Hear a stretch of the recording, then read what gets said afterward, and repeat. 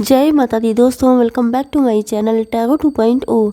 दोस्तों आज मैं आप लोगों को बताऊंगी कि सिंह यानी लियो राशि वालों की लाइफ 17 अक्टूबर के दिन कैसी रहने वाली है। तो चलिए दोस्तों स्टार्ट करते हैं। यूनिवर्स प्लीज़ मुझे बताइए कि 17 अक्टूबर के दिन लियोस की फैमिली लाइफ कैसी रहेगी।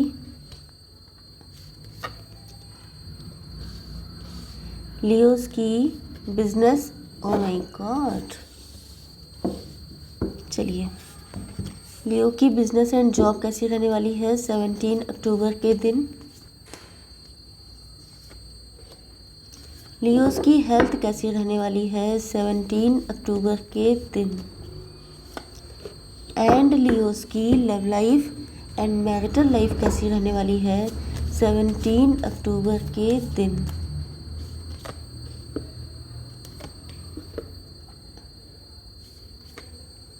Okay, bottom of the deck आ चुका है एस ऑफ सॉर्ड का कार्ड। इसका मतलब ये है कि या तो आप लोग प्रेजेंट टाइम में किसी सिचुएशन को लेके स्टक हो सकते हैं, किसी चीज़ में आपको बड़ा डिसीजन लेना हो सकता है। एंड मुझे ऐसा लग रहा है कि जैसे आपको या तो क्लियरिटी चाहिए या आपके अंदर क्लियरिटी आ चुकी है। मतलब जैसे आप किसी मुसीबत में बहुत टाइम से फंसे थे, आपको पता नहीं चल रहा था, डिलेमा में थे आप लोग, तो अब आप लोग उस डिलेमा से निकलने वाले हैं एंड आप लोग कोई स्ट्रॉन्ग डिसीज़न लेने वाले हैं। ओके, अगर ये आप नहीं हैं तो आपके पार्टनर भी हो सकते हैं। आपके पार्टनर के sign Libra, Gemini, Aquarius, Cancer, Scorpio, Pisces हो सकते हैं। मतलब तुला, मिथुन, कुंभ राशि एंड कर्क, वृश्चिक, मीन राशि। Okay, yes. तो चलिए स्टार्ट करते हैं कि आपकी फैमिली लाइफ कैसी रहेगी आज के दिन 17 अक्टूबर के दिन। ओके, कंक्लूजन्स का कार्ड क्यों है and luck is on your side. Yes, तो यहाँ पे फिर से वही साइन आ चुके हैं तो मैं रिपीट नहीं करूँगी। ओके, तो यहाँ पे मुझे ऐसा लग रहा है लिब्रा, जेमिनी, एक्वेरियस की एनर्जी सबसे ज़्यादा स्ट्रांग है।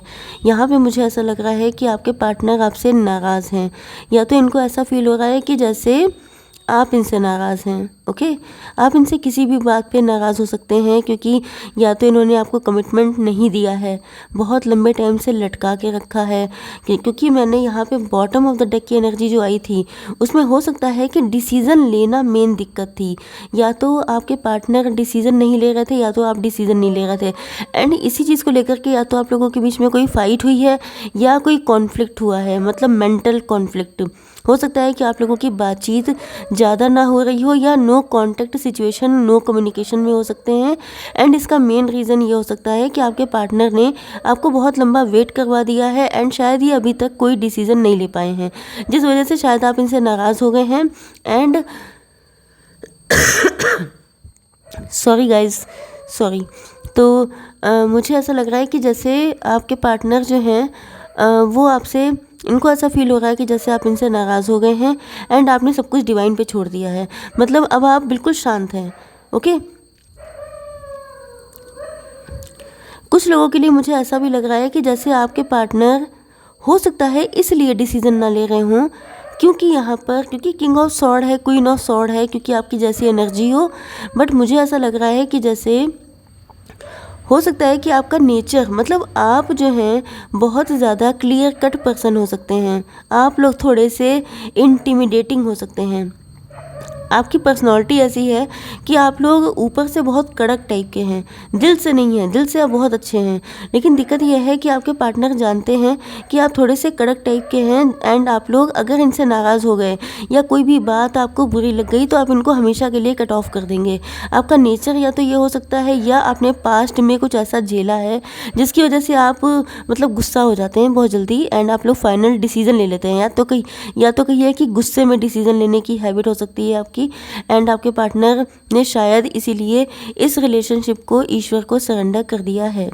ओके तो मुझे लगता है कि आपके पार्टनर अगर बहुत लंबे टाइम से डिसीज़न ना ले पाने के कारण आप इनसे नाराज़ हैं, तो आपके पार्टनर आपको ऑफ़र करने के लिए आ रहे हैं, क्योंकि यहाँ पे मैसेज भी आ चुका है, conclusions are with in reach, मतलब कि अब फाइनली आप लोगों के जो भी लव स्टोरी चल रही है, चाहे वो मैरिटल लाइफ हो या लव लाइफ हो, लेकिन वहाँ पर अब कंक्लूज़न आने वाला है। ओके मतलब उसका रिज़ल्ट निकलने वाला है एंड आपके पार्टनर आपको प्रपोज़ करने वाले हैं।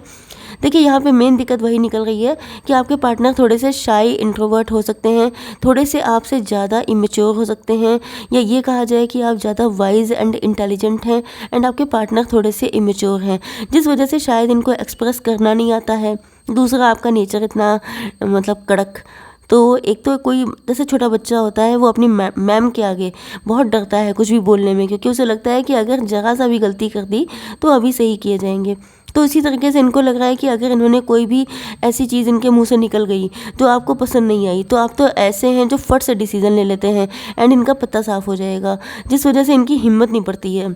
ओके या ये थोड़े से लेस एक्सप्रेसिव हो सकते हैं, या ये हो सकता है कि आपकी पर्सनालिटी ऐसी है कि ये आपको सामने देखते ही इनका बल आधा रह जाता है। जैसे यस आपको याद आया होगा बल आधा कैसे रह जाता है, तो वही चीज़ है। ओके तो ये हम लोगों की बहुत महान कहानी है, जो हम लोगों के ग्रंथ हैं जो उसमें ऐसा है, तो मैं वहाँ पे नहीं जाऊँगी, बट यहाँ पर मुझे ऐसा लग रहा है कि आपके पार्टनर बस ईश्वर से यही मन्नतें मांग रहे हैं कि किस्मत इनका साथ दे दे। ओके आप लोग हो सकता है कि पहले कभी इनको रिजेक्ट कर चुके हों एंड हो सकता है कि इसी डर की वजह से ये आपके पास ना आ रहे हों। इनको लग रहा था कि जैसे आप इनको फिर से रिजेक्ट ना कर दें, लेकिन हुआ ये कि रिजेक्ट तो नहीं, लेकिन आप जो हैं थोड़े से नाराज़ हो गए हैं इनसे। यस तो मुझे ऐसा लग रहा है कि आपके पार्टनर जो हैं वो अब आपके पास बहुत स्पीड में आते हुए दिखाई पड़ रहे हैं, आपको अपना लव एक्सप्रेस करने के लिए। बस ये चाहते हैं कि अगर पहले आपने इनका लव एक्सेप्ट नहीं किया था, तो अब की से लक इनके साइड में हो। ओके आप इनका लव एक्सेप्ट कर लें। ओके आपकी बिजनेस एंड जॉब अगर मैं देखूं तो मुझे ऐसा लग रहा है कि आप लोग काफ़ी अच्छी पोजीशन पे हो सकते हैं, काफ़ी रिनोन्ड पर्सन हैं आप, काफ़ी लोग आपके रिस्पेक्ट करते हैं, बहुत ज़्यादा अच्छी पोजीशन पे हो सकते हैं, काफ़ी ज्ञानी व्यक्ति हो सकते हैं, टीचर्स हो सकते हैं, professor, guide, coach, mentor, research किसी भी एरिया में हो सकते हैं। एंड मुझे ऐसा लग रहा है कि जैसे कहीं ना कहीं आप लोग बहुत ज़्यादा डिप्रेस हैं।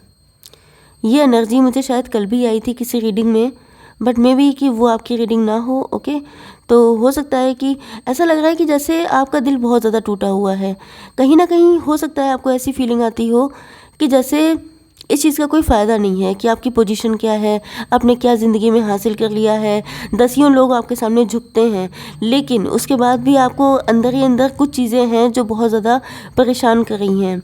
आपकी वर्क प्लेस पे स्पेशली कुछ लोगों के लिए हो सकता है कि आपकी जैसे कि यहाँ पे मुझे सडनली ऐसी वाइब आई कि आपकी वर्क प्लेस पे आपका बहुत नाम हो सकता है, जैसे कि आप काफ़ी अच्छी पोजीशन पे हैं, काफ़ी ज़्यादा टैलेंटेड हैं, काफ़ी ज़्यादा इंटेलिजेंट हैं एंड लोग मतलब हर चीज़ में आप लोग नंबर 1 रहते हैं। बट दिक्कत यह है कि आपके बिजनेस एंड जॉब में तो आप नंबर 1 पे हैं, लेकिन जब आप अपने घर में आते हैं, जैसे आपकी वाइफ हो गई, आपके हस्बैंड हो गए या आपकी फैमिली हो गई, तो वहाँ पे आपको रिस्पेक्ट नहीं मिलती है, तो आप लोग इमोशनली फुलफिल्ड नहीं है, खाली है वहाँ पे। ओके आपको ऐसा फील हो रहा है कि क्या फ़ायदा, अगर आपकी प्रोफेशनल लाइफ इतनी अच्छी है लेकिन आपकी पर्सनल लाइफ बिल्कुल भी अच्छी नहीं है, तो उसका बैड इम्पैक्ट कहीं ना कहीं पड़ रहा है, क्योंकि हर चीज़ आपस में इंटरकनेक्ट होती है। मैंने आपको बताया इंसान तो एक ही है, फॉर्म अलग अलग है, तो फ़ायदा कि अगर आप दिल से दुखी हैं तो ऐसा तो है नहीं कि वर्क प्लेस पे गए हैं तो आपका फॉर्म चेंज हो गई, मतलब फॉर्म चेंज होती है लेकिन इंसान तो वही होता है। ओके आपकी हेल्थ को लेकर के मुझे ऐसा लग रहा है कि जैसे आप लोग अपनी लाइफ में किसी चीज़ को छोड़ करके कुछ नया स्टार्ट करने वाले हैं, जैसे कि या तो ये हो सकता है कि आप किसी चीज़ को लेके बहुत परेशान थे, ये कोई भी चीज़ हो सकती है, आपकी पर्सनल लाइफ भी हो सकती है, आपकी प्रोफेशनल लाइफ भी हो सकती है, तो हो सकता है कि आप लोग इस डिप्रेशन से निकल करके अपनी लाइफ में एक न्यूनेस लेके आने वाले हैं। ओके या तो आप लोग अपनी मेंटालिटी में चेंजेस ला रहे हैं, मेडिटेशन कर रहे हैं, योगा कर रहे हैं, जिससे कि आप लोगों को अंदर से थोड़ा सा कूल एंड काम एनर्जी आए एंड सॉरी एंड हो सकता है कि यस मुझे ऐसा लग रहा है कि आप लोग अपनी लाइफ में चेंजेस लेके आएंगे एंड वो चेंजेस इसीलिए आप ला रहे हैं क्योंकि आप हैं बहुत ज्ञानी व्यक्ति। आपको पता है क्योंकि आप हो सकता है आप लोग मोटिवेशनल स्पीकर हों, आप दूसरों को जगाते हैं, दूसरों को चार्ज करते हैं। तो जब आप दूसरों को कर रहे हैं तो डेफिनेटली खुद को भी कर लेंगे। ओके, तो देख लेते हैं कि आप लोगों की पार्टनर की फीलिंग्स क्या हैं। यूनिवर्स प्लीज़ मुझे बताइए कि बोल्ड वाला कार्ड क्यों आया है। Be bold, okay, rather give and take वाला एंड एडजस्टमेंट। ओके, तो यहाँ पर साइन आ चुके हैं लिब्रा, जेमिनी, एक्वेरियस। आज इसकी एनर्जी बहुत ज़्यादा स्ट्रांग है लिब्रा, जेमिनी, एक्वेरियस की। ओके, तुला, मिथुन, कुंभ राशि। तो यहाँ पे मुझे ऐसा लग रहा है कि देखिए हो सकता है कि आप अपने पार्टनर से यूनियन के लिए, या तो आपके पार्टनर आपसे यूनियन के लिए बहुत ज़्यादा मन्नतें मांग रहे हों, ये आप भी हो सकते हैं। क्योंकि मैंने आपको बताया था कि आप लोग क्वीन ऑफ सॉर्ड तो हैं या किंग ऑफ सॉर्ड हैं, मतलब ऊपर से दिखाते हैं बहुत कड़क, लेकिन दिल से हैं आप लोग बहुत ज़्यादा इमोशनल। क्योंकि होता क्या है कि जो इंसान अपने आप को शो करता है कि मुझे प्यार नहीं चाहिए, मुझे किसी की नीड नहीं है, मैं अकेला काफ़ी हूँ, वो इंसान अंदर से सबसे ज़्यादा नीडी होता है। लेकिन वो ऐसा शो नहीं करता है क्योंकि उसे मालूम होता है कि अगर उसने ऐसा शो किया तो दुनिया उसके पीछे पड़ जाएगी, मतलब उसका एडवांटेज लेगी। एंड शायद आपका एडवांटेज लिया गया है, जिस वजह से आप ऊपर से अपने आप को बहुत कड़क शो करते हैं, जबकि अंदर से आप लोग नीडी हैं। क्योंकि सभी लोग होते हैं, ये नेचुरल सी बात है।